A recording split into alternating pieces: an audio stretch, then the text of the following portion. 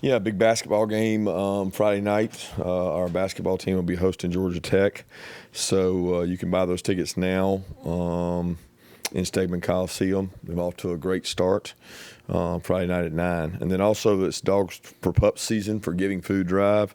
That's an initiative our players started years ago and have followed up on. So as part of the Dogs for Pups community engagement, we're encouraging Dog Nation to join us by giving to the Food Bank of Northeast Georgia. Non-perishable items can be accepted there here at the Butts-Mehre through November 21st. So our players really appreciate the Dogs for Pups season of Giving Food Drive, which will be going on until the 21st of November. With that, we'll move on to Texas. So we got a big matchup. A lot of respect for Sark. He's become a good friend of mine. He does a tremendous job. He's at one of the premier programs in the country. He's been successful everywhere he's been. He's done a great job, and I enjoy his friendship and look forward to another a great matchup on Saturday night. Coach, you mentioned your relationship with Coach Sarkisian. Now that Texas is in the SEC, we've seen you guys go head-to-head for a number of recruits. I guess Arch Manning among them. SEC Media Days, they dropped a couple recruit announcements that day. I mean, just how competitive is Texas on the recruiting trail, and how big are the ramifications from the outcome of these games? Yeah, I don't know how the games tie. I mean, the recruiting they do, they recruit nationally. I mean, a lot of coaches have gone to Texas and just recruited the state of Texas. I think Sark and his staff have reached out both West Coast to California all the way down to Florida.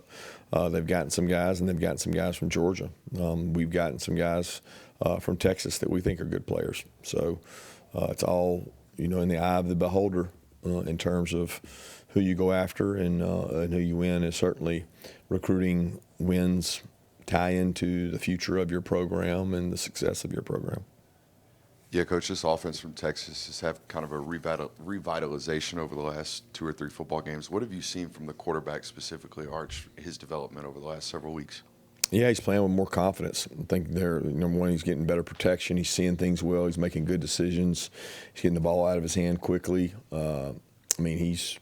He's maturing. He's had an opportunity to play and grow, and you don't really get that until you get out there and play. He played a good bit last year, but the kind of games he's had to play in this year is just a different stature in terms of the SEC gauntlet.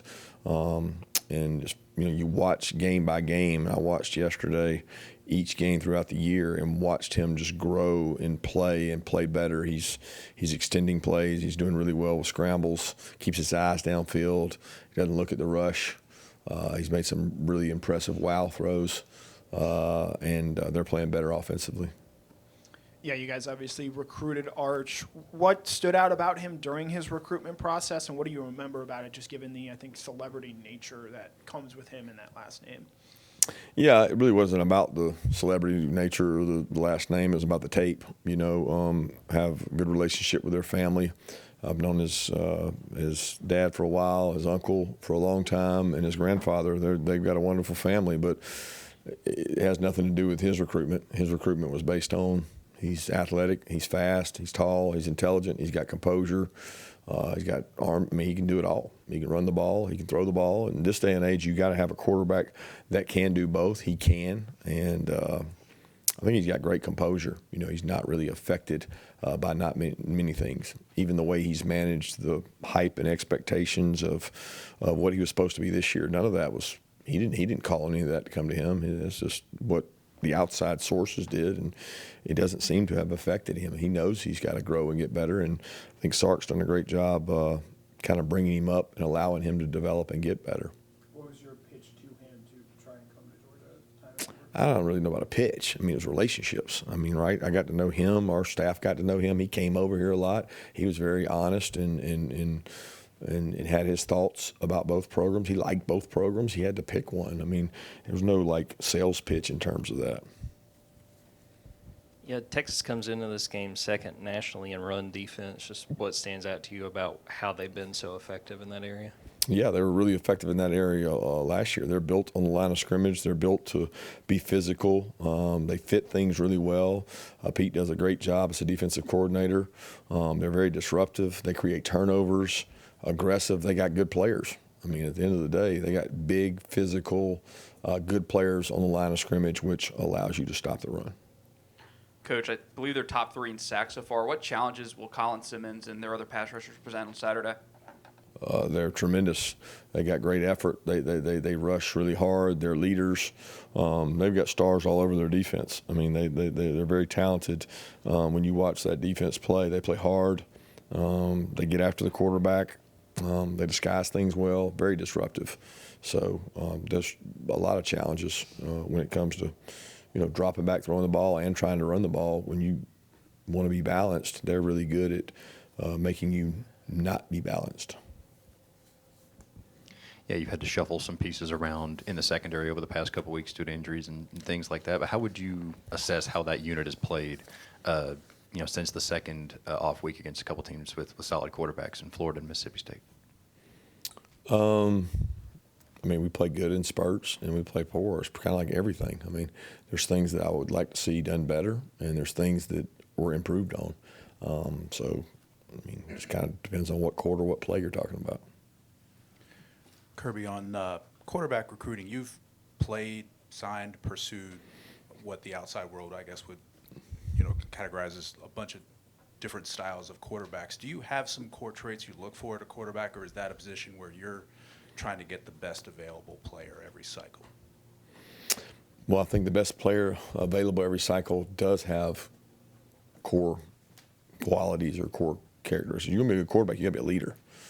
It's 80, 90% between the years, and I think people get enamored with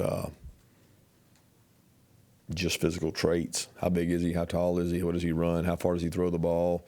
How fast does he run? A lot of those things, they matter, but they don't matter as much as what does he do when there's a guy free running at him? What does he do when the shot clock's got 3 seconds left and he's got to make a decision on which way to slide the protection? There is so much that goes into playing that position that is not talked about, and a lot of them aren't really qualities we can measure without having them in our program. So we don't have a cookie cutter like this is what we're going after. We want to go after people that can lead our team. If they have a skill set that's unique and that we think can make us better, then we want to grow them within our program. They're going to be the face of your organization, so you want to go after the right kind of person, and they're probably the sole person that makes the most decisions outside of the offense coordinator and defense coordinator during a game. So you want to get the right guy from a mental makeup. Kirby, you were asked specifically a couple questions about Arch. What has Gunnar brought to your offense as a first-year starting quarterback? Toughness. He's brought wisdom. He's brought consistency. He's made good decisions with the ball in terms of keeping us out of bad situations. You look at it, he's avoided quite a bit of sacks. He's avoided catastrophic things like turnovers, and he's made plays with his legs, and he's made plays with his arm. So, I think he is he's improved throughout the season, and continues to do that. Then it's going to make us very hard to defend when he plays well. Speaking with KJ here in a bit, what's been his biggest area of growth since stepping foot on campus? Probably leadership. If you say this year, I would say his growth has been in leadership. I would say his freshman year, it was probably in adding some bulk and some size, and he's done a really good job of that in the offseason. He's fighting to maintain that throughout the season because we like for him to play in that 195 range, and he works really hard at that. But his biggest growth this year is in being in a room where he has to step to the forefront and be a leader and communicate more. Where he relied on other guys to communicate in the past, he is the lead communicator on the back end now, and he's done a nice job of that. Yeah, Coach, I've heard you and other coaches mention how you almost have to nowadays have a quarterback that can run the football and add imbalance counts. What have defenses done to kind of force that, to almost require that to have a dynamic run game? Well, I just think defenses are hard to run on without the extra element. I don't know that they've taken more chances.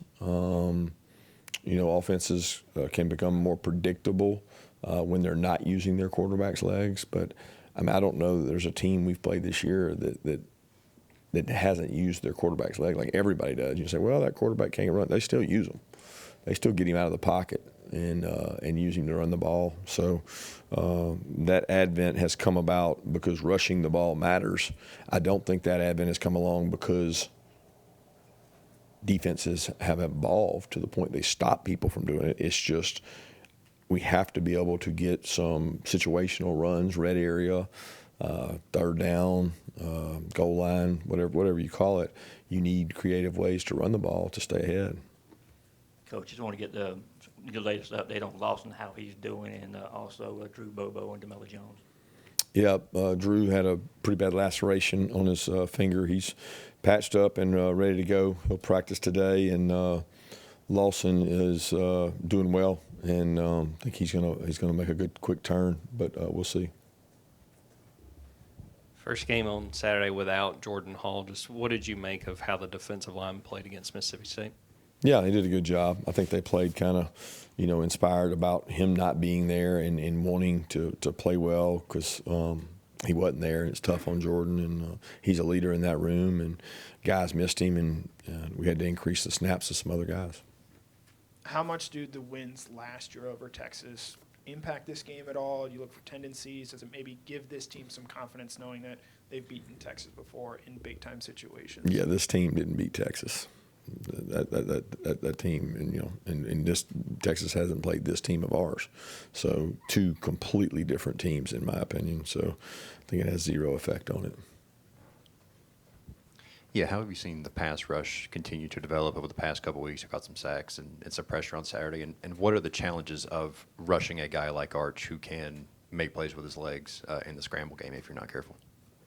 Yeah, it's a challenge every play. There's 6 gaps, sometimes 7 gaps up there you got to fill, and you can't fill them all. So you got to rush intelligently and violently, and those two don't always mix. So it's hard to do that and contain the quarterback. We've had some opportunities to get sacks that we've capitalized on. We had a couple chances on normal down stuff the last week with Mississippi State's style of play, but it'll be key this week for sure because Arch is really good. They're really good at protection. They know what they're doing. They've got different protections, and it's a challenge every week for our defense to try to affect the quarterback. Coach, where's been the biggest improvement you've seen from this team over the last few weeks? I don't know if I can specify one area.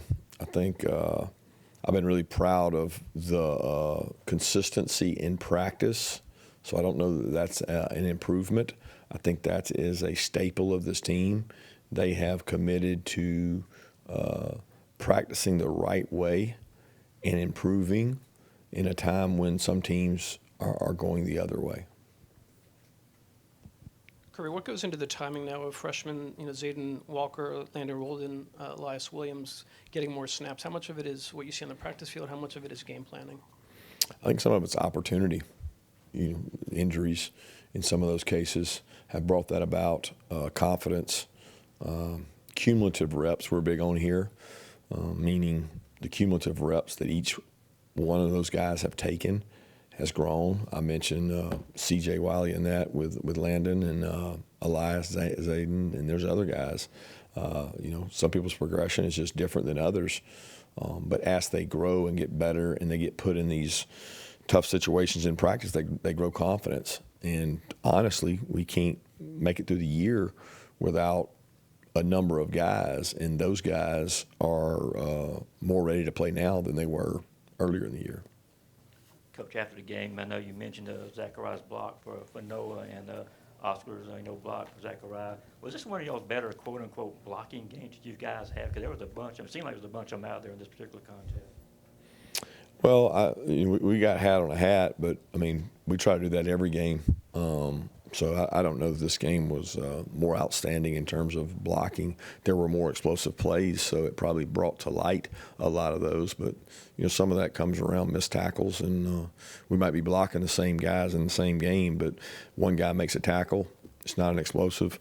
One guy breaks a tackle. It is an explosive. So I'm definitely pleased with the effort they played with.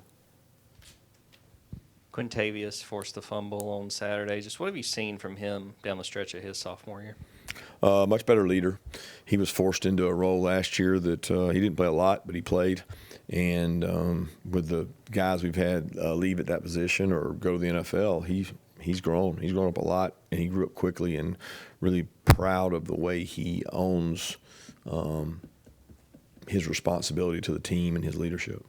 Yeah, you have a handful of guys from the state of Texas on this team. What have guys like Dylan Bell, Joseph Jonas, Johnny, Justin Williams brought to this Georgia program? Well, each one's different. Dylan's been here a long time. We know what he's brought. He's brought an ability to play multiple positions, toughness, special teams. We're still cracking the surface of those other two guys, but they're tremendous leaders. Dylan's a captain this week. He's a joy to be around. They all work really hard. I think they come from great programs. I think Texas high school programs are similar to Georgia, and they have great support structures, community involvement. High school football still matters in that state, and I think that made those guys better football players. Coach, can we get your take on the development of Oscar Delp this year? Seems to gets his first big TD, and then also, what is your vision for Elias Williams? He's also seemed to be coming on strong lately.